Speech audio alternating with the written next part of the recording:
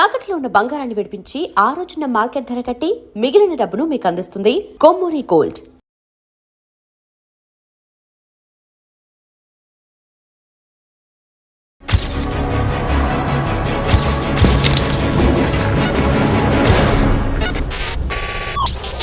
Welcome to crime diaries. ప్రభుత్వాలు ఇచ్చిన పిలుపు మేరకు అడవి నుంచి బయటకు వచ్చిన వాళ్ళని పరిచయం చేసే కార్యక్రమంలో మన ఈ వారం guest Ashanna alias Seshanna alias Thakkedapalli Vasudevarao.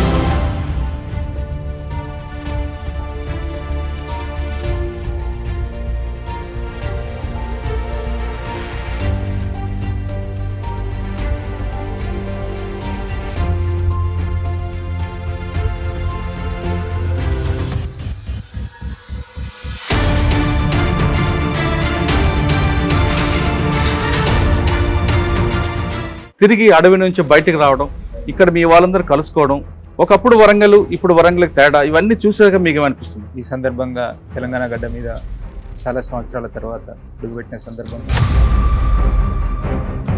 ఇట్లాంటి క్షణం, ఇట్లాంటి సమయం ఒకటి వస్తుందని చెప్పనేటువంటిది ఊహించలేదు.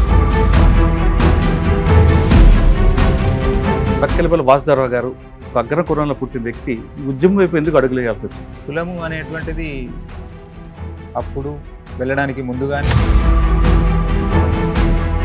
అట్లా ఎప్పుడు కులం అనేటువంటి ఆ ఫీలింగ్ ఎవరిలో, వాళ్ళలో కానీ నాలో కానీ మన ఎవరిలో అట్లాంటి లేదు. పార్టీలో ఆర్గనైజర్గా కాకుండా మిలిటరీ వైపు ఎందుకు అడగేయాల్సి వచ్చింది? అన్ని పనులు చేసిన నేను పార్టీ అప్పగించినటువంటి అన్ని బాధ్యతలు నిర్వహించాను. పార్టీ అవసరాలు ఆ సమయంలో అక్కడ ఉన్నటువంటి సమయం సందర్భంలో ఏ అవసరాలు అని చెప్పంటే అవసరాలు. మీరు దాదాపు 40 సంవత్సరాలు ఉన్నారు. మిలిటరీ పరంగా పక్కన పెడదాం, ఆర్గనైజర్గా మీరు పార్టీకి ఏం చేశారు, ప్రజలతో మీకు బాగా గుర్తుండిపోయిన ఒక సంగతి చెప్పండి. ప్రత్యేకంగా అని చెప్పనేటువంటి 5 సంవత్సరాల కాలం ఇప్పుడు కలిసినటువంటి కుటుంబాలు మొట్టమొదట మా చేతుల్లోనే ఉండి నేనే పనికి పంపించినప్పుడు చనిపోయారు. సాధారణంగా పార్టీ నుంచి బయటకు వచ్చిన వాళ్ళందరూ కూడా కొంతమంది మీలాంటి వాళ్ళు ద్రోహులని ప్రకటించారు.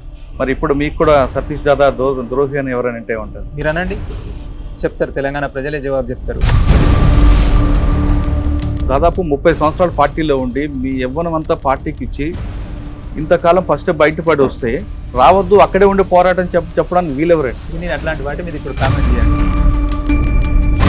మార్పులకు అనుగుణంగా మనం మారాల్సినటువంటి అవసరం ఉంది. ప్రతికూలతల మధ్యనే ఉన్నాము, సమస్యలే ఎదుర్కొంటున్నాము. పార్టీకి ఇచ్చిన వాచ్ని కూడా ఇచ్చి కొంతమంది వస్తుంటారు. మరి మీరేం చేశారు? మేము రాజకీయంగానే మా జనరల్ సెక్రటరీ ఉన్నప్పుడే ఎవరైతే నన్ను విమర్శిస్తున్నా, నన్ను మా జనరల్ సెక్రటరీ చనిపోయినటువంటి 9వ రోజు 10వ రోజే నేను వాళ్ళని కలిసి ఇదే విషయాన్ని చెప్పినా వాళ్ళు ఇదే విషయం మీద చర్చించి మేము ఒక నిర్ణయం తీసుకున్నాం కాబట్టి ఆయుధాలు తీసుకొని వచ్చినాం. విమర్శించేటువంటి వాళ్ళని విమర్శించనివ్వండి, అనివార్యం. అన్ని ఇప్పుడు కనిపిస్తున్నాయి. మల్లాదుల వేణుగోపాల్ గారు పార్టీ నుంచి బయటకు వస్తున్నప్పుడు 6 కోట్ల నగదు 6 కేజీల బంగారం ఇచ్చి వచ్చానంటారు. వాటి అట్లాంటి వివాదాలలోకి బయటకు వచ్చినటువంటి వాళ్ళకు డబ్బు డబ్బు డబ్బు, మాకు డబ్బు కాదు.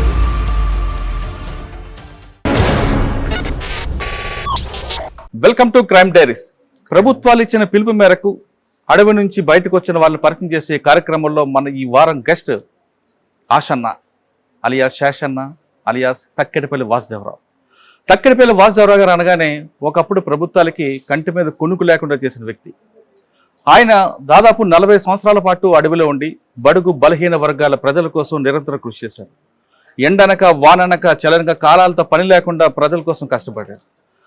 ఆ వ్యక్తి ప్రస్తుతం ప్రభుత్వం ఇచ్చిన పిలుపు మేరకు బయటకు వచ్చి మరొకసారి ప్రజల్లోకి వెళ్ళి తాను అనుకున్న లక్ష్యాన్ని సాధించాలనుకుంటున్నారు.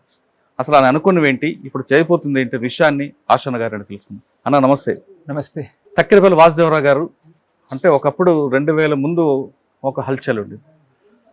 కొన్ని కేసులు మనకు ఇప్పుడు తలుచుకుంటే చాలా పెద్ద అవుతుంది. కానీ చాలా 40 సంవత్సరాల తర్వాత తిరిగి అడవి నుంచి బయటకు రావడం, ఇక్కడ మీ వాళ్ళందరూ కలుసుకోవడం, ఒకప్పుడు వరంగల్ ఇప్పుడు వరంగల్కి తేడా, ఇవన్నీ చూసాక మీకు ఏమనిపిస్తుంది?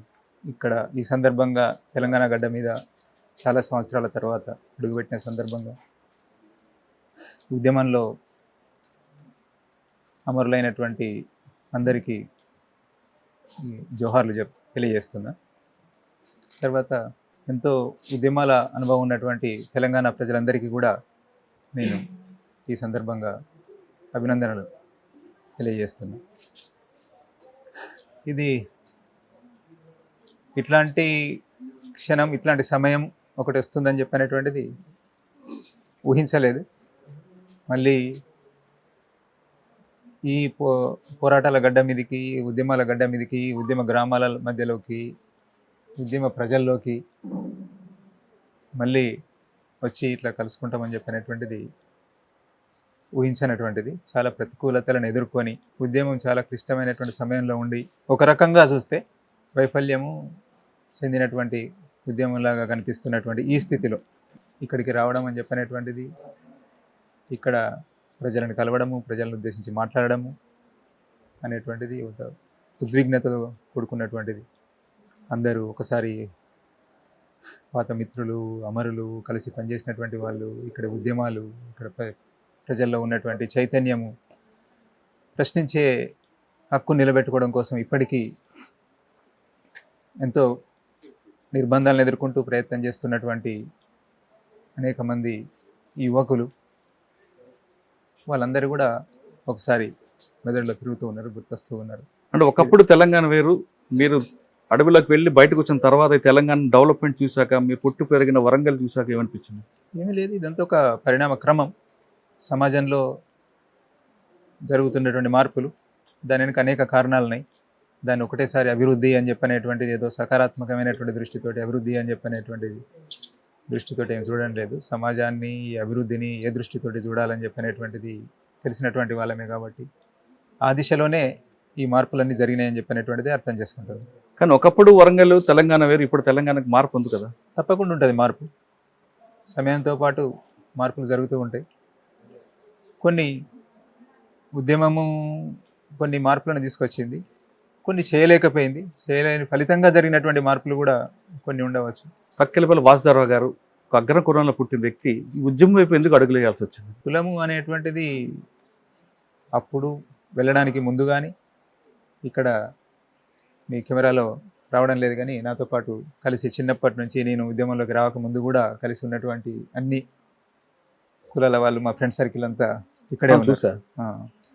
అట్లా ఎప్పుడు కులం అనేటువంటి ఆ ఫీలింగ్ ఎవరిలో, వాళ్ళలో కానీ నాలో కానీ మా ఎవరిలో అట్లాంటివి లేదు. కానీ అప్పుడు దొరల మీద పోరాటం చేసామని అంటున్నారు కదా, మరి మీరు కూడా అదే కుటుంబం నుంచి వచ్చిన వాళ్ళు కదా? చేసినాం, మేము అదే ఉద్యమానికి నాయకత్వం వహించినాం.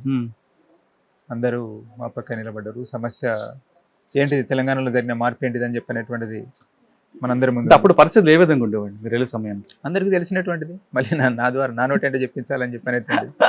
భూస్వామ్య దోపిడీ, అణచివేత ఎట్లుండేది అప్పుడు అనేటువంటిది, కుల అణచివేత అనేటువంటిది, దానికి సంబంధించినటువంటి ఎట్లుండే మనందరికీ తెలిసినటువంటిది. కానీ ఏ సంఘటన మీకు అటువైపు వెళ్ళాలని ప్రభావం, భావజాలమా లేదా ఒక సంఘటన జరిగిందా, లేదు వాళ్ళతో పాటు మీకున్న పరిచయం బట్టా, లేదా చదువుకున్న స్కూలా, ఏదో ఒక సంఘటన కలుపుతుంది మనిషికి? నేనున్నటువంటి ఫస్ట్ ముఖ్యంగా సమాజంలో ఉన్నటువంటి సమస్యలు, సమాజంలో మార్పు రావాల్సినటువంటి అవసరం ఉంది అని చెప్పినటువంటిది, దానికి అనుగుణంగా అన్నీ జోడించబడి ఉన్నాయి. కుటుంబ నేపథ్యం ఉంది, ఈ ప్రాంతం ముఖ్యంగా. నేను ఇదే ప్రాంతంలో ఇక్కడే చదువుకోవడం కోసం గ్రామం నుండి ఇక్కడికే ఈ ప్రాంతంలోకి దర్గా, ఫాతిమా నగర్ అంటే హన్మకొండలోని కాజీపేట ప్రాంతంలోనే ఇక్కడికి రావడం. ఇప్పుడు నిట్ ముందు ఆర్ఏసి పక్కన ఉన్నటువంటి ముందు మొదటి తరం వాళ్ళతో పాటు పనిచేసినటువంటి ఇక్కడ మెస్ వర్కర్స్ అందరూ, అన్ని కుటుంబాలు, ఆ వాతావరణంలో నేను పెరగడంతో, అక్కడ ఉన్నటువంటి వాళ్ళందరూ పరిచయం కావడంతో, ఈ భావజాలం ప్రభావం దాంతో. కానీ మీరు పుట్టింది వరంగల్ అయినా ఎక్కువ బట్టుపల్లి అంటే ఇప్పుడు కొత్తపల్లి ఆ గ్రామంతో ఎక్కువగా మీకు అనుబంధం ఉన్నట్లు కనిపిస్తుంది. 90లో నేను పార్టీలో పనిచేయడం మొదలుపెట్టగానే ఇక్కడ జరిగినటువంటి స్తూపావిష్కరణ కార్యక్రమానికి వచ్చి ఇక్కడే ఉంటూ, ఇక్కడే మొదటిసారి ప్రజలతో కలిసి పనిచేస్తూ, ప్రజలతో తిరుగుతూ ఇక్కడి అమరుల ప్రేరణతోటి చేసిన ఇక్కడ ఇదే గ్రామంలో అరెస్ట్ కావడం జరిగింది. ఈ గ్రామం వాళ్ళు నా కొరకు కొట్లాడడం జరిగింది. తినడం కూడా బంద్ పెట్టి, వంట చేయడం బంద్ పెట్టి పోలీస్ స్టేషన్కి వచ్చి అక్కడ కూడా కొట్లాడడం జరిగింది. ఎంతో మా కోసం దెబ్బలు పడ్డారు. చివరికి ఉన్నప్పుడు కిడ్నాపులు అనేటువంటివి ఉండేటువంటి ఇక్కడి యువకులే ఒక ఆర్ఐని ఇంకొకరిని కిడ్నాప్ చేసుకొని తీసుకొచ్చి 2 రోజులలోనే మమ్మల్ని కోర్టుకు హాజరుపరిచేలా, ఒక రోజులోనే 24 గంటల్లోపే మమ్మల్ని కోర్టుకు హాజరుపరిచేలాగా ప్రభుత్వం మీద, పోలీసు విభాగం మీద ఒత్తిడి తీసుకొచ్చి మమ్మల్ని కాపాడుకున్నారు. ఆ తర్వాత జైలు నుంచి రాగానే వెంటనే మళ్ళీ ఈ ప్రజలలోకి వచ్చి ఇక్కడ నుండే తయారై ఇక్కడ నుండి నా ప్రయాణం. అంటే ఏ సంవత్సరం నుంచి ఇదంతా 90-91 91 నుంచి బయట ఎప్పటి వరకు ఉన్నారు? 90-91, 92 అంతా ఈ పరిసరాలలోనే నేను పనిచేసిన.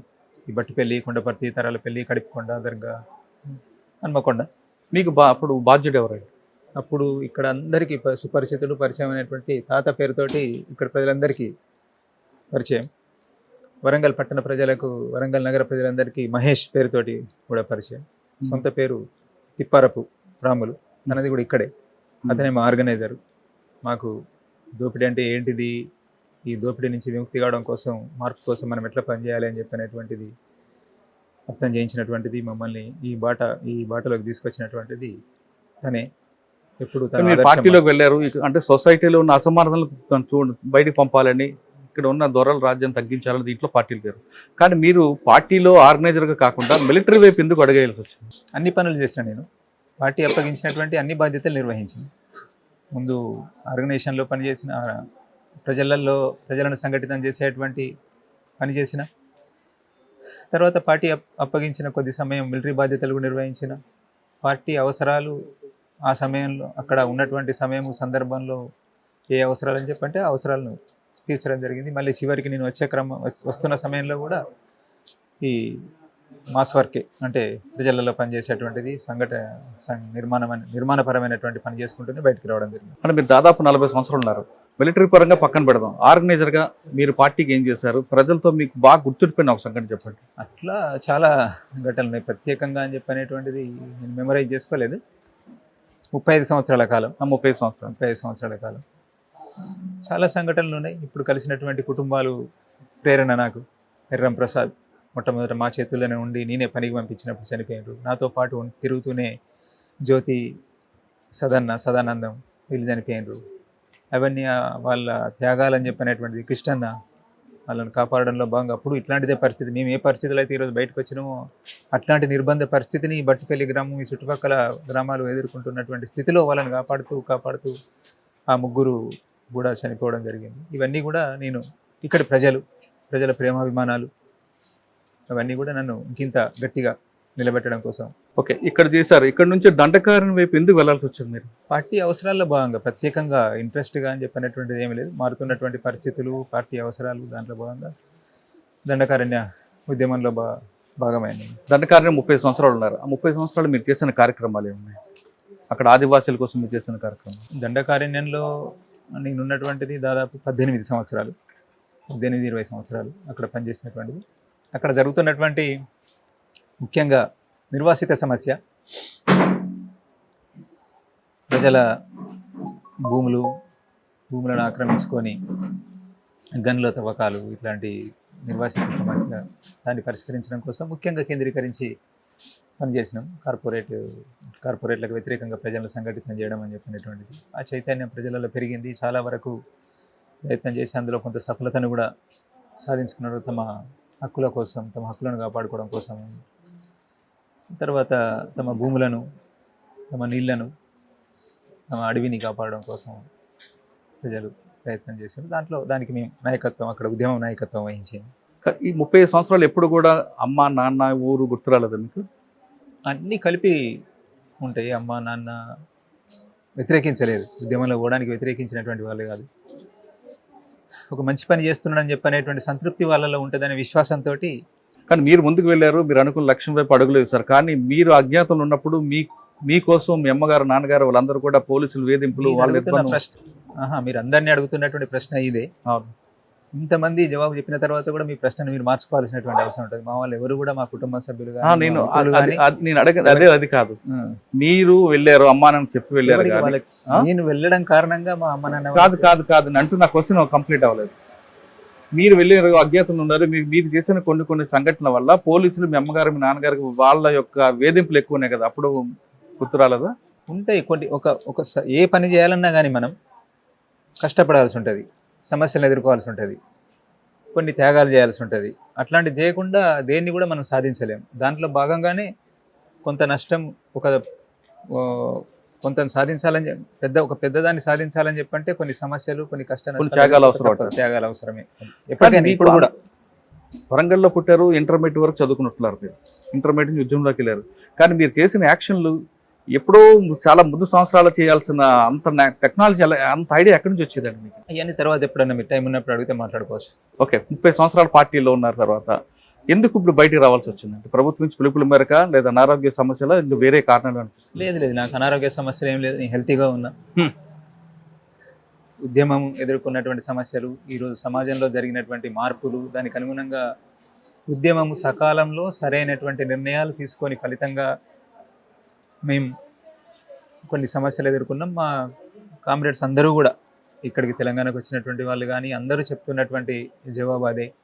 నిజంగానే మేము సమస్యను ఎదుర్కొన్నాం, నిజాయితీతోటి నిబద్ధతతోటి చివరిదాకా పనిచేస్తూ కొన్ని పార్టీ కమిటీలకు ఉన్నటువంటి పరిమితుల కారణంగా మేము సకాలంలో కొన్ని నిర్ణయాలు, మా ఉన్నత కమిటీలు సకాలంలోనే సరైన నిర్ణయాలు తీసుకొని ఫలితంగా ఇట్లాంటి స్థితిని ఎదుర్కొంటే పార్టీకి ప్రజలకు దూరం అవడానికి ప్రధాన కారణం అనుకుంటున్నారు. ఎట్లా పార్టీకి ప్రజలకి దూరం పెరగడానికి?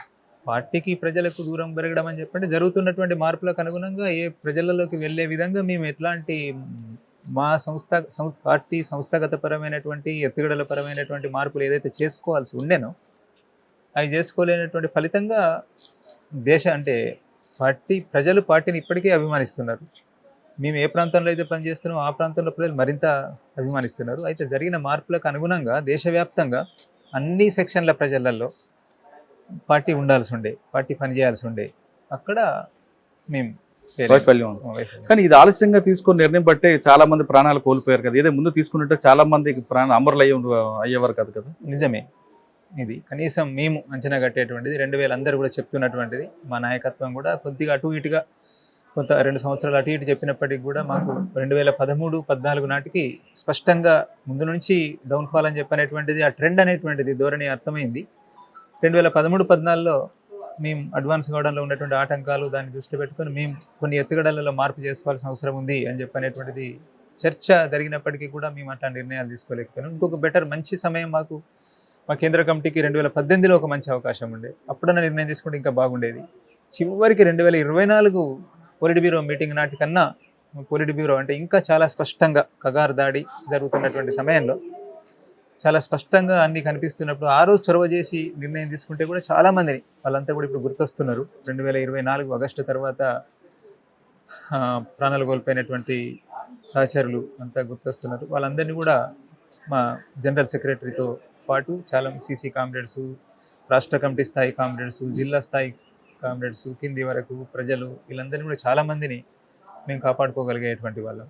చాలా ఆలస్యంగా మేము తీసుకున్న నిర్ణయం కూడా మేము సరైన నిర్ణయం సకాలంలో తీసుకున్నాం. ఒక అనివార్యమైనటువంటి పరిస్థితుల్లో మేము కూడా ఆలస్యంగానే అన్నింటికీ తెగించి సాహసించి దేన్నైనా ఎదుర్కోవడం కోసం సిద్ధపడి ఈ నిర్ణయం తీసుకొని ఇప్పుడు మీ ముందు మేము ఇట్లున్నాం. ఒకప్పుడు పార్టీలోకి చదువుకున్న వాళ్ళు మీలాంటి వాళ్ళు వెళ్ళేవారు, కానీ క్రమేపీ పార్టీలోకి వచ్చే వాళ్ళందరూ కూడా మామూలు వాళ్ళు వస్తున్నారు. కారణం అనుకోవచ్చు, అంటే ఐడియాలజీ లేని వాళ్ళు వస్తున్నారు. నేను ముందే చెప్పడం జరిగింది, మేము అన్ని సెక్షన్లలో పనిచేసేటువంటి ఎత్తుగడలు తీసుకొని చేయాల్సి ఉండే. మార్పులకు అనుగుణంగా మార్పులు జరుగుతూ ఉన్నాయి. ఆ మార్పులకు సమస్యలు ఉన్నాయి. మార్పులు జరిగినప్పటికీ ప్రజలకు సమస్యలు లేవు, సమస్యలన్నీ పరిష్కరించబడినాయి అని చెప్పనేటువంటిది లేదు. తెలంగాణ గడ్డకు చాలా అనుభవం ఉన్నది, అందరికీ తెలుసు, మన తెలంగాణ ప్రజలందరికీ తెలుసు. సమస్యలు ఉన్నప్పటికీ కూడా అక్కడ మేము ఆ సమస్యలను తీసుకొని పనిచేయాల్సినటువంటి అవసరం ఉంది. అనేక రూపాల్లో ప్రజలను విడదీసేటువంటి, సంఘటితంగా ఐక్యంగా కాకుండా విడదీసేటువంటి కొన్ని ఏవైతే జరుగుతున్నాయో వాటన్నింటినీ మేమే సమస్యలు పరిష్కరిస్తూ ఒక సరైన దిశలో నడిపించేటువంటి విధంగా పనిచేయగలిగితే ఇట్లా ఉండకపోయేది. సాధారణంగా పార్టీ నుంచి బయటకు వచ్చిన వాళ్ళందరూ కూడా కొంతమంది మీలాంటి వాళ్ళు ద్రోహులని ప్రకటించేవారు. మరి ఇప్పుడు మీకు కూడా సతీష్ దాదా ద్రోహి అని ఎవరైనా అంటే ఉంటారు? మీరు అనండి, చెప్తారు. తెలంగాణ ప్రజలే జవాబు చెప్తారు. ఓపికగా ఉన్నాం, మేము సహనంగా ఉన్నాం. మొదటిసారి అన్నింటికీ జవాబు చెప్పినాం. అదే జవాబును మళ్ళీ చూసుకోండి. మేము స్టార్టింగ్లో నేను రాగానే ఏదైతే మాట్లాడినో ఓపికగా ఉన్నాం. తర్వాత మా మీద ద్రోహులు అని చెప్పినప్పుడు కూడా మా సహచరులే, వాళ్ళ కమిట్మెంట్ ఏంటనేటువంటిది మాకు తెలుసు. వాళ్ళని ఇప్పటికి కూడా రెస్పెక్ట్ అంటే గౌరవిస్తూ ఉన్నాం. కలిసి పనిచేసినటువంటి వాళ్ళు మాట్లాడాలి. ఇప్పుడు ప్రజలు గుర్తిస్తున్నారు మేమేంటి అని చెప్పనేటువంటిది తెలిసినటువంటి వాళ్ళు.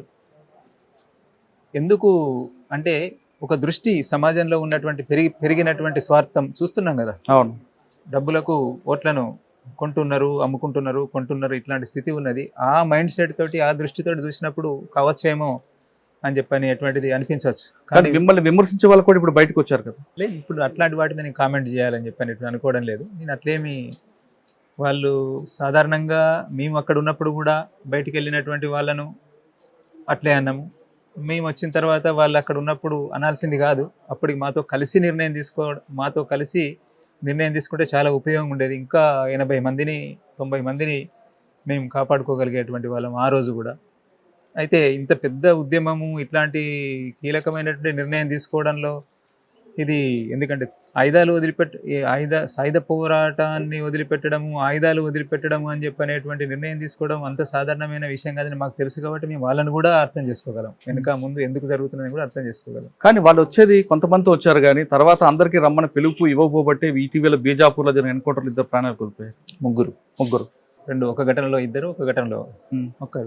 దానికి ఎవరు బాధ్యత వహిస్తారు? అట్లా నేను ఎవరిని బాధ్యుల్ని చేయను. మేమైతే కంటిన్యూగా ఎన్ని విమర్శలు వచ్చినప్పటికీ కూడా, ముఖ్యంగా మాకు దేశవ్యాప్తంగా ఎక్కడి నుండి లేదు, తెలంగాణ హైదరాబాద్ నుండే, మా ప్రాంతం నుంచి ఏ ఒక్కరు కూడా మమ్మల్ని విమర్శించేటువంటి వాళ్ళు లేరు. ఇక్కడ ఎవరో ఒకరు విమర్శిస్తే కూడా తన 2 రోజులలోనే తనను పొరపాటు జరిగిందని చెప్పినటువంటిది ఒప్పించి నాతో మాట్లాడిపించారు. ఎక్కడో ఒక దగ్గర ఏదో సంస్మరణ సభ సందర్భంగా నాకు వ్యతిరేకంగా మాట్లాడితే ఈ ప్రజలే మాట్లాడి ఎవరికి వ్యతిరేకంగా నువ్వు మాట్లాడుతున్నావు అని చెప్పినటువంటిది మాట్లాడిపించారు. అట్లా కానీ మీరు దాదాపు 30 సంవత్సరాల పార్టీలో ఉండి మీ యవ్వనం అంతా పార్టీకి ఇచ్చి ఇంతకాలం ఫస్ట్ బయటపడి వస్తే రావద్దు, అక్కడే ఉండి పోరాటం చెప్పడానికి వీలెవరండి? నేను అట్లాంటి వాటి మీద ఇప్పుడు కామెంట్ చేయను. నేను ఎందుకంటే ఏం చెప్పాల్సిన అవసరం లేకుండానే అందరికీ సమాధానం వచ్చింది కాబట్టి నేను మళ్ళీ చెప్పి ఏదో మేము ఇప్పటికీ కూడా అనుకుంటున్నటువంటిది మార్పులకు అనుగుణంగా మనం మారాల్సినటువంటి అవసరం ఉంది. ప్రతికూలతల మధ్యనే ఉన్నాము, సమస్యలే ఎదుర్కొంటున్నాము. దీంట్లో కూడా ఏదో చిన్న దారి అనేటువంటిది ఒకటి కనిపిస్తూ ఉంటుంది. ఆ చిన్న దారిని పట్టుకొని అందరం కలిసి ఇప్పటికైనా కానీ ఆ నిబద్ధత ఉన్నటువంటి వాళ్ళమే మనందరం. మాకు తెలుసు, మా అందరికి ఒకరికొకరికి మేము అర్థం చేసుకున్నటువంటి వాళ్ళమే. నేనేంటనేటువంటిది వాళ్ళకి తెలుసు, వాళ్ళేంటని చెప్పనేటువంటిది నాకు ఉండొచ్చు. నాకు సంబంధించిన కొన్ని పరిమితులు ఉండొచ్చు. వాళ్ళు అన్నారు కదా ఏదో మితవాదం అని చెప్పి, నాకు కొన్ని పరిమితులు అనేటువంటి వాళ్ళు చూస్తుండొచ్చు, దాన్ని మితవాదంగా చూస్తుండొచ్చు. నేను వాళ్ళలో ఇంకొకటి చూస్తుండొచ్చు. నిన్న ఆ పదాలు నేను మాట్లాడాను. కానీ ఏదున్నప్పటికీ కూడా మా కమిట్మెంట్ అంటే ఉద్యమము, ప్రజలు సమాజ మార్పు కోసము, విప్లవం కోసం ముందుకు పోవాలని చెప్పనేటువంటిది నిబద్ధతతో కలిసి పనిచేసినటువంటి వాళ్ళు. ఈ ప్రతికూలత పరిస్థితుల్లో కూడా మేము కలిసి పని చేయగలిగితే ఉపయోగం అని చెప్పనేటువంటిది నేను వాళ్ళని ఆహ్వానిస్తున్నాను. పార్టీ నుంచి బయటకు వచ్చేటప్పుడు ఆయుధాలు విడిచిపెట్టడం కొంతమంది, మరి కొంతమంది తీసుకొచ్చి రావడం, పార్టీకి ఇచ్చిన వాచ్ని కూడా ఇచ్చి కొంతమంది వస్తుంటారు. మరి మీరేం చేశారు? మేము రాజకీయంగానే మా జనరల్ సెక్రటరీ ఉన్నప్పుడే ఒక నిర్ణయం తీసుకున్నాము. అంటే ఒక నిర్ణయం దిశగా ప్రయత్నం చేసాం. నిర్ణయం తీసుకోలేదు. ఆ నిర్ణయం దిశగా ప్రయత్నాన్ని స్టార్ట్ చేసినాము. అది నేను గైడెన్స్ అని చెప్పానంటే నన్ను విమర్శిస్తున్నారు. సరే, కానీ ముందుకు పోవడం కోసం, సమస్యను పరిష్కరించడం కోసం, దారుల కోసం వెతుకుతున్నటువంటి క్రమంలో జనరల్ సెక్రటరీ లాంటి వాళ్ళే ఈ నిర్ణయాన్ని కూడా తీసుకోవచ్చు, మనం సాహసించవచ్చు అనేటువంటి దారి చూపెట్టినప్పుడు ముందుకు పోవడం కోసం దారి కనబడ్డది. ఎవరైతే నన్ను విమర్శిస్తున్నా, నన్ను మా జనరల్ సెక్రటరీ చనిపోయినటువంటి 10వ రోజే నేను వాళ్ళని కలిసి ఇదే విషయాన్ని చెప్పినా, వాళ్ళు ఇదే విషయం మీద చర్చించారు. ఎట్లా చేద్దాము ఏంటని చెప్పనేటువంటిది కోపాలు, తాపాలు, శాంతంగా అన్ని రకాలుగా మేము అన్నీ ఓపెన్గా మాట్లాడుకున్నాం. అక్కడ మంచి వాతావరణంలోనే మాట్లాడుకున్నాం. మేము అప్పుడు నిర్ణయానికి రాలేకపోయినాము. మేము ఒక నిర్ణయం తీసుకున్నాం కాబట్టి ఆయుధాలు తీసుకొని వచ్చినాం. విమర్శించేటువంటి వాళ్ళని విమర్శించనివ్వండి, అనివార్యం. ఇప్పుడు కనిపిస్తున్నది తప్పని. మేము ఒక చాలా ముందు తీసుకోవాల్సింది చాలా లేట్గా తీసుకున్నాం. లేట్గా తీసుకొని ఏంటి ఇప్పుడు జరుగుతున్న మార్పు ఏంటి, రేపు ఏం జరుగుతుంది అనేటువంటిది మాకు తెలుసు కాబట్టి మేము అట్లాంటి నిర్ణయం తీసుకున్నాం. ఎవరు ఆయుధం తీసుకోకుండా వచ్చి బయటకు వచ్చేటువంటి పరిస్థితి లేదని చెప్పి అందరూ అర్థం చేసుకుంటారు. ఇప్పుడు నాన్నోటి చక్కెరపల్లి వాసుదేవరావు గారు అలియాస్ ఆషన్నకి నాకు తెలిసి పోలీసుల దగ్గర ఫోటో కూడా లేకుండా దాదాపు 30 సంవత్సరాలు ఎలా మేనేజ్ చేశారని. ఉంది నా ఫోటో, ఏదో మామూలు పాత ఫోటో ఉంది. లేదు లేదు ఉంది. ఒక క్యాప్ పెట్టుకుని ఫోటో ఉంటుంది, ఎప్పుడూ ఉంటుంది. లేదు, మంచి ఫోటోలు ఉన్నాయి. లేదు, 2000 సంవత్సరంలో ఎలా ఈ అజ్ఞాతం ఎలాగ మీరు ఉన్నారని ప్రజలు నా మీద నాకున్నటువంటి విశ్వాసము, విప్లవ రాజకీయాలు, అనేక అనుభవాలు, అనేక మంది త్యాగాలు, ఇవన్నీ కలగలిసి ఇచ్చినటువంటి బలం. బయటకు వచ్చారు, వచ్చినప్పుడు వీళ్ళందరిని అడవిని విడిచిపెట్టి వస్తున్నప్పుడు ఏమనిపించింది? చాలా చెప్పలేనటువంటి ఆవేదన అనేటువంటిది. అక్కడ ఉద్యమ ప్రజలను, ఆ ప్రజలు మిమ్మల్ని చాలా కాలం కాపాడారు కదా, కాపాడారు, ప్రతి సందర్భంలో కాపాడారు. చివరికి కూడా వెళ్ళొద్దని చెప్పనేటువంటిది కూడా అంటే వీళ్ళు పోతే మా పరిస్థితి ఏంటిది, ఒక పెద్ద దిక్కు ఈ ఉద్యమం. నేను అనేటిగా వ్యక్తిగా నేను చెప్పడం లేదు, ఈ ఉద్యమం పోతే ఎట్లా, ఈ సాయుధ పోరాటము, సాయుధంగా ఉండి గ్రామాలు, ప్రభుత్వాలు, ప్రజలే అక్కడ అన్ని సమస్యలు పరిష్కరించుకోవడం, ఇదంతా చేసినటువంటి ఇదే లేకుంటే రేపు ఏమైపోతుంది, రేపు మన భవిష్యత్ ఏంటిది అని చెప్పనేటువంటి ఆందోళన పడుతున్న ప్రజలంతా వచ్చి రాత్రంతా వెంట ఉండి చర్చిస్తూ ఉండడము, ఆ ప్రజలను వదిలిపెట్టి రావడం. వాళ్ళే వీడ్కోలు చెప్పారు మీకు? చెప్పారు. మీరు ఇటీవల కాలంలో ఛత్తీస్గఢ్ మంత్రులను, ముఖ్యమంత్రులను కలిశారు కాబట్టి అసలు ఆదివాసులు ఎదుర్కొంటే సమస్య ఏంటి, దాని పరిష్కారం ఏంటి అని మీరు ఏమైనా సూచించారా? లేదు, అట్లాంటి మేము మామూలుగా ఒక పరిస్థితిలో ఉన్నాం. అంటే ఒక ప్రక్రియలో భాగంగా మేము బయటకు వచ్చిన తర్వాత ప్రభుత్వాలు లేదా పోలీస్ డిపార్ట్మెంటు వాళ్ళ ప్రక్రియ అనేటువంటి సిస్టమ్ ఒకటి ఉంది. ఆ సిస్టంలో భాగంగా ఉన్నటువంటి సమయంలో మాకు అసెంబ్లీ చూడడం కోసం అవకాశం కల్పించారు. అంతే, మమ్మల్ని ఆహ్వానించారు, అసెంబ్లీ చూసి వచ్చినాం అంతే తప్ప మేము అక్కడికి ఏదో విషయాలు ప్రభుత్వం ముందు పెట్టడం కోసం కానీ అట్లా పోలేదు. మేము పెట్టేటువంటి డిమాండ్స్ కొన్ని ముందు పెట్టినాము, ఆ తర్వాత ఉన్నాయి అవి. సార్, మీరు గుర్తించిన సమస్యలు ఏంటండి? ఉన్నాయి, ప్రజలకు సంబంధించినటువంటి సమస్యలే. అక్కడికి సమస్య అంటే ఒకరికి అట్రాక్టర్లు, అడవులను రెక్కడం అవేనా, ఇంకా వేరే? అవును, ప్రజలకు సంబంధించిన సమస్యలే ముఖ్యమైనటువంటి సమస్యలు. ఆ తర్వాత ఉద్యమం నడుస్తున్నటువంటి క్రమంలో నిర్బంధంగా ఉన్నటువంటి జైళ్ళల్లో ఉన్నటువంటి వాళ్ళు నిర్బంధాన్ని ఎదుర్కొంటున్నటువంటి వాళ్ళు. అంతేకాకుండా నేనైతే మొదటి నుండి ప్రతి సందర్భంలో ముఖ్యంగా హిందీ మీడియాకు చెప్తూ వస్తున్నటువంటిది, ఈ కాన్ఫ్లిక్ట్ అనేటి ఒకటి, ఈ ఉద్యమం జరుగుతున్నటువంటి క్రమంలో ఇరుపక్షాలు, మేము ఎప్పుడు కూడా పోలీసు వాళ్ళను వర్గశత్రువు అని చెప్పి అనేటువంటి అనలేదు. ఈ క్రమంలో వాళ్లకు మాకు జరుగుతున్నటువంటి ఈ ఘర్షణలో ఆ కుటుంబాలు కూడా నష్టపోయినటువంటి ఉన్నాయి, ఈ కుటుంబాలు నష్టపోయినటువంటి ఉన్నాయి. వీళ్ళను అందరినీ కలిపి కూడా అందరినీ కూడా ప్రభుత్వం పట్టించుకోవాలి, నష్టపోయిన కుటుంబాలను అని చెప్పనేటువంటిదే నేను ముందు పెట్టుతూ వస్తున్నా. దానికోసం మేము సాధ్యమైనంత మేరకు ఉన్న అవకాశాలన్నింటినీ ఉపయోగించుకొని తప్పకుండా ప్రయత్నం. అది కాకుండా ఆదివాసులు అభివృద్ధి చెందాలంటే ఏం చేయమంటారు? ప్రజలు చైతన్యవంతులు కావాలి, తమ సమస్యలు పరిష్కరించడానికి కూడా. చైతన్యవంతులు అవ్వాలంటే మీరు చేయాలి కదా, చైతన్యవంతులు కావాలని చెప్పంటే ఏదో ఒక మనం అందరం కలిసి సంఘటితంగా ఏదో ఒక నిర్మాణ రూపం ఉండి దాంట్లో పనిచేస్తూ ప్రజల్ని చైతన్యవంతులు చేసి ముందుకు నడిపించాలి. ప్రజలకు తమ హక్కులు, అధికారాల గురించి అర్థం కావాలి, అర్థమై వాటిని సాధించుకోవడం కోసం ప్రయత్నం చేయాలి. ప్రభుత్వాలు కూడా ఆల్రెడీ ఇప్పటికీ ఎంతో అనుభవం ఉన్నది, ఎన్నో సాధించుకున్నారు, ఎన్నో పోరాటాలు, ఎన్నో త్యాగాల ఫలితంగానే మనకు ప్రజలందరికీ కూడా, ఆదివాసీ ప్రజలకు కానీ మిగతా వాళ్ళకు కానీ ఎన్నో చట్టాలు, హక్కులు, అధికారాలు అని చెప్పినటువంటి దొరికినాయి. వాటిని సరిగ్గా అమలు జరిగేలాగా చూడడం, దాంట్లో అవసరమైనటువంటి మార్పుల కోసం కూడా ఇంకా పోరాడడం అని చెప్పినటువంటిది అవసరం. కానీ అన్నంలో ఉన్న టైంలో అడవిలో ఏ బస్సు కూడా రాలేదు, కరెంట్ కూడా లేదు. కానీ అన్నాన్ని విడిచిపెట్టిన తర్వాత బస్సులు వెళ్తేనే కరెంట్ వస్తుంది, మేము డెవలప్మెంట్ చూపిస్తున్నామని వాళ్ళు చెప్తున్నారు. లేదు, తప్పు అది. అట్లాంటిది నేను చెప్తున్నా కదా, డెవలప్మెంట్ అని చెప్పంటే డెవలప్మెంట్ని ఏ దృష్టితోటి చూడాలి, డెవలప్మెంట్ అంటే ఏంటి, ఏ వర్గానికి సంబంధించినటువంటి అభివృద్ధి అని చెప్పంటే ఎందుకోసము పూర్తిగానే బస్సు లేదు, స్కూలు లేదు, అంగన్వాడీ లేదు, హాస్పిటల్ లేదు అని చెప్పనేటువంటిది పూర్తిగా జనతా సర్కార్లో ఉంది. కానీ ప్రభుత్వం వాళ్ళు కూడా వచ్చి నడిపించుకోవడం కోసం పూర్తిగా, అంటే విద్య, వైద్యానికి సంబంధించినటువంటిది అట్లాంటి ఏం అడ్డుకున్నటువంటిది లేదు. ఏదో కొన్ని సందర్భాల్లో కొన్ని పొరపాట్లు ఉద్యమ క్రమంలో జరిగినటువంటి ఉన్నాయి, కానీ దాన్ని ఫోకస్ చేసి చూపెట్టడం జరుగుతున్నది. కానీ అది పూర్తిగా అది నిజం కాదు. మేము ఎప్పటికీ వాళ్ళని వెల్కమ్ చేసినాము, ఆహ్వానించినాము, రానటువంటి వాళ్ళకి అర్థం చేయించినాము వచ్చేలాగా. ఇప్పుడు మీరు బయటకు వచ్చారు, మీకు ఒక లక్ష్యం ఉంది, ఆ లక్ష్యానికి దిశగా ఏ విధంగా వెళ్తారా? అంటే రాజకీయ పార్టీలు కలిసి వెళ్తారా, లేదా మాజీలందరూ కలిపి ఒక పార్టీ పెడతారా? ఇప్పుడు తొందరపాటు అవుతుంది. ఇప్పుడు నేనేం మాట్లాడినా కానీ ఏదైనప్పటికీ కూడా ఒకటి నేను చెప్తున్నటువంటిది అయితే ఇప్పటికీ అదే కమిట్మెంట్ తోటి ఉన్నాము. చాలా ప్రతికూలమైనటువంటి పరిస్థితిని ఎదుర్కొంటున్నాం అనేటువంటిది ప్రజలందరూ కూడా అర్థం చేసుకోవాలి. అంత ఈజీ ఏం కాదు, ఇది మాట్లాడలేదు అది మాట్లాడలేదు అని చెప్పనేటువంటిది అంటారు. కానీ ఈరోజు ఉన్నటువంటి పరిస్థితి ఏంటి అనేటువంటిది ప్రజలందరికీ తెలిసిందే. ఈ పరిస్థితిలో ప్రజల కోసం పనిచేయాలని చెప్పంటే ఎట్లుండాలి, ఒక కమిట్మెంట్ ఉంటే ఏదైనా సాధించవచ్చు. కాబట్టి ఉన్న పరిస్థితిని అర్థం చేసుకుంటూ భవిష్యత్తులో ప్రజల సమస్యల మీదనే పనిచేస్తాం. దానికి ఏదో ఒక రూపం అవసరం ఉంటుంది. ఆ రూపం అది ఏంటిదని చెప్పనేటువంటిది చాలామంది మిత్రులు, మేధావులు ఎంతోమంది పనిచేస్తున్నటువంటి వాళ్ళు ఉన్నారు, యువకులు ఉన్నారు. వాళ్ళే ముందుంటారు, మేము కాదు ముందుండేటువంటిది. ఆ యువకుల మీదనే. కానీ తెలంగాణ చెందిన ఆశన్న ఛత్తీస్గఢ్కి ఎక్కువగా ఉన్నారు కాబట్టి అక్కడ మీ ప్రాబల్యం చూపిస్తారా, లేదా తెలంగాణ రాజకీయాల్లో కూడా మీరు చూపిస్తారా?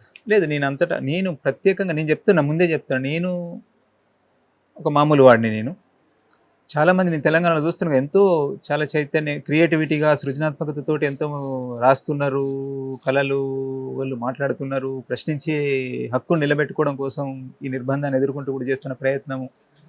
నన్ను విమర్శించినటువంటి వాళ్ళు కూడా దాంట్లో ఉండొచ్చు, కానీ వాళ్ళలో ఉన్నటువంటి ఆ పాజిటివ్ ఏదైతే ఉన్నదో ఈ స్థితిలో కూడా వాళ్ళు పాటల రూపంలో, కవితల రూపంలో, ఇంకా ఇతర రూపంలో వాళ్ళందరూ ఉన్నారు. కాబట్టి తెలంగాణతోటి నా సంబంధం ఎప్పుడైనా ఉంటుంది, ఆదివాసీ ప్రజలతోటి కూడా ఉంటుంది. అక్కడ ఇక్కడ కలిసే ఉండి నేను పనిచేయడం కోసం ప్రయత్నం చేస్తాను. మల్లాదుల వేణుగోపాల్ గారు పార్టీకి బయటకు వస్తున్నప్పుడు 6 కోట్లు నగదు 6 కేజీల బంగారం ఇచ్చి వచ్చాను అంటున్నారు.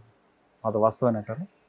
అట్లాంటి వివాదాలలోకి నేను ఇప్పుడు వెళ్ళదలుచుకోలేదు. ఒకటే దీంట్లో క్లారిటీ ఇవ్వాల్సినటువంటిది ఏంటిదంటే, మాకు ఉద్యమంలో ఇక్కడ ఉన్నటువంటి బయటకు వచ్చినటువంటి వాళ్ళకు డబ్బు దీని చుట్టూ డబ్బు కాదు. అక్కడ మాకు డబ్బు కాదు, డబ్బు గురించి అసలు ఆ గుర్తు ఉండదు. ఎన్ని 2 కోట్లు ఉన్నాయి, అక్కడ 1 కోటి ఉన్నదా అని చెప్పంటే కూడా మేము చెప్పలేము. ఆ విషయంలో ఎవరు మిమ్మల్ని విమర్శించారు? ఎందుకంటే మీరు సంవత్సరానికి 3 రాయలు పన్నెల మీద ఉండే వ్యక్తులు. మీరు అంత చక్కగా మీరు ప్రతి రూపాయి కూడా అకౌంటబుల్ చూపించే వ్యక్తి. ప్రజల సొమ్ము అంటే మీకు అంత గౌరవం. అది ఆ విషయంలో కాదు. కానీ నేను చెప్పింది అది వాస్తవం కాదా? లేదు, అంటే పార్టీకి సంబంధించినటువంటి నిధులు ఉన్నటువంటి మాట వాస్తవము. అంత స్థాయిలో కాకపోయినా కానీ తను ఎందుకు అట్లా మాట్లాడిండో కానీ ఆ ఫిగర్ అట్లా చెప్పిండు. కానీ అది అట్లా లేదు. ఇంటెలిజెన్స్ డిపార్ట్మెంట్ వాళ్ళకి మేము చెప్పేసిన. సాధారణంగా ఒక డీకే బడ్జెట్ ఎంత ఉంటుంది సంవత్సరానికి? 6 కోట్లు ఉంటుందా? డీకే బడ్జెట్ ఉంటుంది. డీకే బడ్జెట్ ఉంటుంది. 6 కోట్లు ఉంటుందా? ఉంటుంది కదా, ఉంటుంది. 6 కోట్లు అంటే అన్ని దళాలకి పంపిస్తుంటారు. స్టేట్ కమిటీ, సెంట్రల్ కమిటీ అన్ని వెళ్తుంటాయి కదా. అవును, అన్నిటి కలిపి జనతా సర్కార్ కొంత బడ్జెట్ వెళ్తుంది, ఆశ్రమాలకి అన్నింటి కేటాయించేటువంటిది అంతా కలిపి ఉంటుంది. అయితే ఎప్పుడైనా కానీ ఎప్పుడు మేము లోటునే, మాకున్న సోర్సెస్ అనేటువంటి చాలా తక్కువ. డీకేకు నిధుల కలెక్షన్ అంటే ప్రజల మీద ఎక్కువ ఆధారపడము ఫస్ట్. ఆ తర్వాత ఇతర రూపంలో నిధులు. మేము ఎందుకు ఏ కాంట్రాక్టర్ను లోపలికి వచ్చి పని చేయనిచ్చింది లేదు, ఏ గనిని ఓపెన్ నడవనిచ్చింది లేదు. బయటికి పోతే ఎక్కడ పోతే ఎవరైనా ఫండ్స్ ఇస్తారా? ఇవ్వరు. కాబట్టి మాకు ఉన్నటువంటి సోర్సెస్ చాలా లిమిటెడ్ సోర్సెస్. దాన్ని దృష్టిలో పెట్టుకుని మీరు ఆలోచించండి ఎన్ని కోట్లు ఉంటాయని చెప్పిన. 2024 నుండి మీకు రావాల్సిన ఆదాయం తగ్గిపోయింది కాబట్టి మీరు లోటు బడ్జెట్లు ఉన్నారు. ఎక్కడెక్కడ అడ్జస్ట్ చేయాల్సి వచ్చిన పరిస్థితి వచ్చింది అన్నారు. వాస్తవం అది నిజమే. ఎందుకు ఆ పరిస్థితి రావడానికి? సేమ్ అన్ని ఒకదానికి ఒకటి జోడించబడే ఉంటాయి కదా. ఉద్యమము బలహీనపడుతున్నటువంటి క్రమంలో ప్రభుత్వం కూడా కొన్ని నిర్ణయాలు తీసుకున్నది. దీన్ని పూర్తిగానే లేకుండా చేయాలి. కాబట్టి ఫండ్స్ రాకుండా సోర్సెస్ ఎప్పటి నుంచో ప్రయత్నం చేస్తున్నాయి. చివరికి వచ్చేటప్పటిగా సోర్సెస్ పూర్తిగానే క్లోజ్ చేసేటువంటి లోటు బడ్జెట్ ఎలా నడిపారన్న? ఉన్న వాటితోటి అడ్జస్ట్ చేసుకున్నప్పుడు ఎప్పుడు మన నోట్బందీ సమయంలో కూడా నడిపినాం కదా. ప్రజలు ఉన్నంతసేపు డబ్బుల గురించి ఆలోచించాల్సినటువంటి అవసరం లేదు, బ్రతకలేమని చెప్పినట్టు. ఇప్పుడు ఈ రోజు కూడా అదే కాన్ఫిడెన్స్ మాకు. ఈ రోజు కూడా డబ్బులు లేకుంటే ఎట్లుంటారు, ఏదో ఒకటి చేసుకోవాలి కదా, బిజినెస్ చేసుకోవాలి కదా, మీరు ఏదో ఒకటి చూసుకోండి అని చెప్పినా కానీ మాకు ఇప్పటికి కూడా విశ్వాసం ఎంత ప్రజలు సహకరించినా, ఆదివాసులు మీకు అన్నం పెట్టినా కొన్ని బయట నుంచి రావాల్సి వస్తాయి. ఇప్పుడు బట్టలు కానీ, కలద్దాలు కానీ, వాచ్లు కానీ, వీటికైనా కావాలి కదా డబ్బులు. ఏం బతకచ్చు, ఏం కాదు. అసలు కలద్దాలు అనేది బట్టలు అంటే సైజు చెప్పొచ్చు, కలద్దాలు ఎలా చెప్పగలరు నాకు ఈ పవర్ వచ్చిందని? ఎందుకు మాకేం తిరగడం లేదా? మేము మీకున్న పవర్ ఆప్టికల్ షాప్ ఎలా తెలుస్తుంది? ఎక్కడికి, ఎవరికి? మీ కలద్దాలకు పవర్, ఇంత పవర్ ఉందని ఆప్టికల్ షాప్ ఎలా తెలుస్తుంది? వెళ్ళలేమా అంటున్నా. బయటకు వచ్చి చేసుకున్నారా? తిరిగానే తిరుగుతాము. తిరగడానికి మాకేం ఏ ప్రాంతం ఎక్కువ తిరిగారు మీరు? మైదాన ప్రాంతం ఎక్కువ ఎక్కడికి వచ్చేవారు? దేశం అంతా తిరిగినాం. మధ్యలో ఒకసారి ఆషన్న గారు ఖైరతాబాద్ పంజాగుట్టలో షాన్బాగ్ హోటల్ కొంచెం టీ తాగి వెళ్ళారని ఒక వార్త వచ్చింది. వాస్తవం? కరెక్ట్ కాదు, అది కరెక్ట్ కాదు. మీరు చేసి ఎవరో ఏదో చర్యలు ఉన్నారు అని చెప్పి చెప్పుకుంటున్నటువంటిది వాస్తవం కాదు. ఇక వెళ్ళి పేర్లు అవన్నీ అవసరం లేదు. కానీ అంటే ఎస్ఆర్ నగర్ దగ్గర కూడా మీరు లేరు. మళ్ళీ మీరు ఇంకో టాపిక్ లో తీసుకెళ్తున్నారు. ఓకే సార్, ఫైనల్ గా చెప్పండి. బయటకు వచ్చారు, ఇక్కడ ఆత్మీయులు కలిశారు, ఒక మంచి వాతావరణం వెళ్తున్నారు. ఇప్పటికీ అజ్ఞాతులు ఉన్న వాళ్ళందరూ కూడా వాళ్ళు రమ్మని ఏ విధంగా పిలుస్తారు? రమ్మని పిలుస్తారా, లేదు ఇక్కడ పరిస్థితులు బాగాలేవు అక్కడే ఉండమంటారా, లేదు సమాజంలో మార్పు వచ్చింది ఖచ్చితంగా మీరు రండి అని చెప్తారు? నేను ఎవరికి భయపడేటువంటిది లేదు. విమర్శించేటువంటి వాళ్ళు విమర్శించనివ్వండి. మార్పులు చూస్తున్నారు ప్రజలు. మేము సరి అయింది అని చెప్పనేటువంటి నిర్ణయం తీసుకున్నాం. దేన్నైనా ఎదుర్కోవడం కోసం సిద్ధపడ్డాం. ఇట్లాంటివి ఎదుర్కోవడం అని చెప్పనేటువంటిది ముందు నుండి ఉద్యమంలో భాగంగా కూడా నేర్చుకున్నాం. రేపు కూడా మాకు తెలుసు మేమేంటిది అనేటువంటి తెలుసు. రేపు ఎలాంటి థ్రెట్ ఉండదు మాకు అని చెప్పి మమ్మల్ని అడిగినారు. నిన్న ఒక మహిళా కామ్రేడ్ బయటకు వచ్చింది. ఆమె స్వయంగా వస్తున్నప్పుడు మనం కలిసి వచ్చిన ఒక సీసీ మెంబర్ను, ఒక రాష్ట్ర కమిటీ స్థాయి మెంబర్ను మాట్లాడినప్పుడు ఆమె అడిగినటువంటి ప్రశ్న, నువ్వు బయటికి పోతే నేను బ్రతకనిస్తారని చెప్పి అనుకుంటున్నావా అని చెప్పంటే, నేను నా కొరకు వెళ్ళడం లేదు కదా, నాకు తెలుసు, అన్నీ తెలుసు, ముందు అనుభవాలు కూడా తెలుసు నాకు, దానికోసం సిద్ధపడే పోతున్నాను. కానీ నా కొరకు వెళ్ళడం లేదు, వీళ్ళందరినీ కాపాడాలని చెప్పనేటువంటిది. ఉద్యమాన్ని ఉన్న దాంట్లో ఏదో ఒక సరైన దారి చూడాలని చెప్పనేటువంటి ప్రయత్నం, ఉన్న దాంట్లోనే సరైనదని చెప్పానంటే పూర్తి సరైనటువంటిది మంచి నిర్ణయం తీసుకున్నాం అనేటువంటి నేను ఇప్పటికీ అనుకోవడం లేదు. అట్లా ఆలోచించే వచ్చిన రేపు సమస్యలు ఉంటాయి. ఇట్లాంటి వాటి అన్నింటిని కూడా ఎదుర్కోవడం కోసం ఇంకా ఇప్పటికీ అజ్ఞాతంలో వాళ్ళకి మీరు ఏం పిలిపిస్తారు? అదే వాళ్ళందరికీ కూడా చెప్పేటువంటిది ఏంటంటే, నేను ప్రతిసారి నేను ఆహ్వానిస్తున్నా. కొద్దిమంది మిగిలి ఉన్నారు, వాళ్ళని కూడా ఇప్పుడు ఇంకా ఆలోచించాల్సినటువంటిది ఏమీ లేదు. మనం ప్రజలలో పనిచేయాలి. ప్రజలలో ముందు బయట ఉన్నటువంటి వాళ్ళు కూడా అనేక సమస్యలు ప్రజల కోసం పనిచేయడం కోసం ఎన్నో నిర్బంధాలను ఎదుర్కొంటున్నారు. దారి ఉందా, బయటికి పోతే పని చేయగలుగుతామా అని చెప్పంటే నిజమే ఆలోచిస్తున్నటువంటిది. కానీ ఇప్పుడు జరిగినటువంటి మార్పులు, ఈరోజు మనం ఎదుర్కొంటున్నటువంటి ఈ స్థితిలో మిగిలినటువంటి వాళ్ళందరూ కూడా, వాళ్ళు ఏ స్థాయి వాళ్ళైనప్పటికీ కూడా మిగిలినటువంటి వాళ్ళందరూ కూడా ఆలోచించి బయటికి వచ్చి మళ్ళీ ఇప్పుడు ఉన్నటువంటి స్థితిలో మనం ప్రజల కోసం ఎట్లా పనిచేద్దాం అని చెప్పనేటువంటిది ఆలోచిస్తే భవిష్యత్తు మనకు దారులు చూపెడుతుంది. ఈ ప్రజలు మీద విశ్వాసం పెట్టుకొని బయటికి రావాలి, వస్తేనే బాగుంటుందని చెప్పనేటువంటి నేను అందరికీ చెప్తున్నా. ఉన్నటువంటి గణపతి గారికి ఎవరికైనా అన్ని స్థాయిల వాళ్ళని చెప్పనేటువంటిది అన్నా నేను ప్రత్యేకంగా. గణపతి గారు ఆరోగ్యం బాగాలేదు అని ఇప్పుడు మా నడవలేని పరిస్థితులు ఉన్నారంటున్నారు, వాస్తవాన్ని నిజమే. చివరిసారికి ఎప్పుడు చూస్తుంటారు గణపతి? మీరు చివరికి ఎప్పుడు చూస్తుంటారు? 24లో చూసి 24 చివర్లు కలిసిన. అంటే ఆయన నడిచే పరిస్థితులు ఉన్నారా? నడుస్తారు. మంచం మీద తిరుగుతున్నారు, దేశం దాటించారు అంటున్నారు. లేదు, పూర్తిగా అట్లేం లేడు, బాగానే ఉన్నాడు. అనారోగ్యం ఉన్నది, చాలా ఏజ్ కాబట్టి. మీరు ఒక భవిష్యత్ ప్రణాళికతో వచ్చారు కాబట్టి మీ నమ్మి లోపలికి వచ్చిన వాళ్ళ అమరులకి కుటుంబాలకు ఏ విధంగా ఆదుకుంటారు?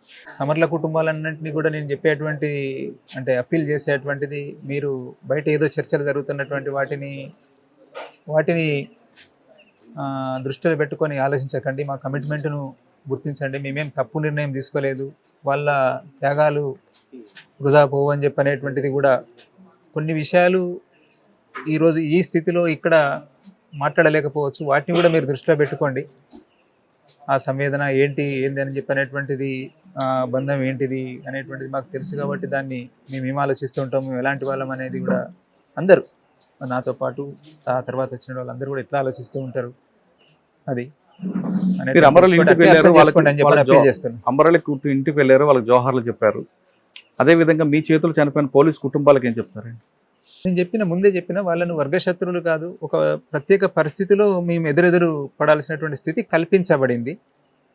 కాబట్టి వాళ్ళెవరు, నేను ఛత్తీస్గఢ్లో జగదల్పూర్లో ఏదో ప్రోగ్రాంలో భాగంగా మమ్మల్ని తీసుకెళ్తే అక్కడ నక్సల్ పీడితుల పేరుతో, అంటే నక్సల్ బాధితుల పేరుతో ఉన్నటువంటి వాళ్ళు కలిసి ఇంటరాక్షన్ జరిగింది. వాళ్ళు ఎట్లా ఫీల్ అవుతారు అంటే, కాళ్ళు లేనటువంటి వాళ్ళు, అంటే కాళ్ళు పోయినటువంటి వాళ్ళు, అట్లాంటి వాళ్ళు ఫస్ట్కి పట్టుకొని వచ్చినటువంటి వాళ్ళు కలిసిండ్రు. వాళ్ళు మమ్మల్ని వ్యతిరేకిస్తారు కావచ్చు అని చెప్పి ఒక అరగంట సేపు కొంత గ్యాప్గా ఫీల్ అయినప్పటికీ కూడా మళ్ళీ కలిసి తినడం కోసం పోయినప్పుడు ఎంతో వాళ్ళు మాతో పాటు కలిసి మాట్లాడి, మేము అట్లేం ఆలోచించడం లేదన్న పరిస్థితిని మేము కూడా అర్థం చేసుకుంటూ ఉన్నాము. మీరు ఎందుకోసం పనిచేసానని చెప్పనేటువంటిది మాకు తెలుసు, దానికి అనుగుణంగానే మేము అట్నే ఆలోచిస్తున్నామని చెప్పారు. అదే మా దృష్టి కూడా అదే, మేమేం వాళ్ళను వ్యతిరేకతతోటి చూడడం లేదు. అందుకే ఈ ఒక పరిస్థితి ఒక మార్పు కోసం ప్రయత్నం చేస్తున్న క్రమంలో ఒక పరిస్థితి కల్పించబడింది, క్రియేట్ చేయబడింది, అట్లా ఎదురెదురుగా మనం నిలబెట్టబడ్డటువంటి స్థితిలో ఇది జరిగిపోయినాయి అని చెప్పి అందరూ కూడా అర్థం చేసుకోవాలి. ఈ ఏదైనా కానీ ఈ కాన్ఫ్లిక్ట్ అనేటువంటి ఇది జరుగుతున్న క్రమంలో మా వైపు నుంచి జరిగినటువంటి పార్టీ నిర్ణయాల్లో భాగంగా ఉద్యమాన్ని ముందుకు తీసుకుపోవడం కోసం అవసరమని భావించి తీసుకున్నటువంటి నిర్ణయాలు, ఆ క్రమంలో చేసినటువంటి చర్యలు, జరిగిన నష్టాలు చూస్తే వాటి నష్టాలు అట్లాంటి వాటన్నిటిని కూడా వాటన్నిటిని మీరు అర్థం చేసుకోండి. ఏ స్థితిలో ఎవరు వ్యక్తుల్ని బాధ్యులుగా చూడకండి అని చెప్పనేటువంటిది నేను అప్పీల్ చేస్తున్నా. అక్కడ నేనున్నా, ఇంకొకరున్నా, ఎవరున్నప్పటికీ కూడా అట్లాంటి వాటికి వ్యక్తులు బాధ్యులు కాదు. ఉద్యమము, సమాజము, సమస్యలు అనేకం ఉన్నాయి, దీనికి జోడించబడి ఉన్నాయి. కాబట్టి అట్లా అర్థం చేసుకోండి అని చెప్పనేటువంటిది అప్పీల్ చేస్తున్నా అందరినీ కూడా. ఇప్పటికైనా అజ్ఞాతులు అందరూ కూడా బయటకు రండి, సమాజంలో మార్పులు వచ్చాయి, దానికి అనుగుణంగా మనం ముందుకు వెళ్దాం అంటున్నారు ఆషన్ గారు వరంగల్ వచ్చారు. అతను పుట్టి పెరిగిన ఊర్లో అన్ని గ్రామాలతో అన్ని మిత్రులందరూ కలిసి చాలా ఆనందం కనిపిస్తున్నారు. ఒకసారి పాత జ్ఞాపకాలను నెంబర్ వేసుకున్నారు. ఇది ఆషన్ గారితో ఎక్స్క్లూజివ్ ఇంటర్వ్యూ. వచ్చే వారం మరో గెస్ట్తో మళ్ళీ కలుద్దాం. అంతవరకు నమస్తే. Thank you very much. Thank you.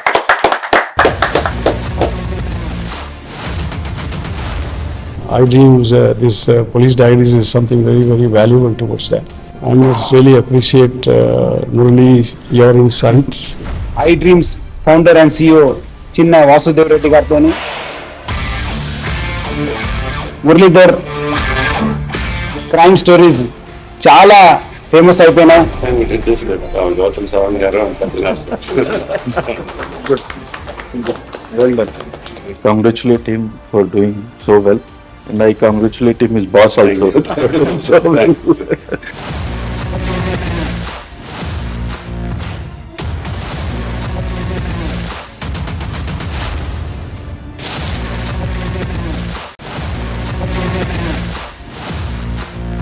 Thank you.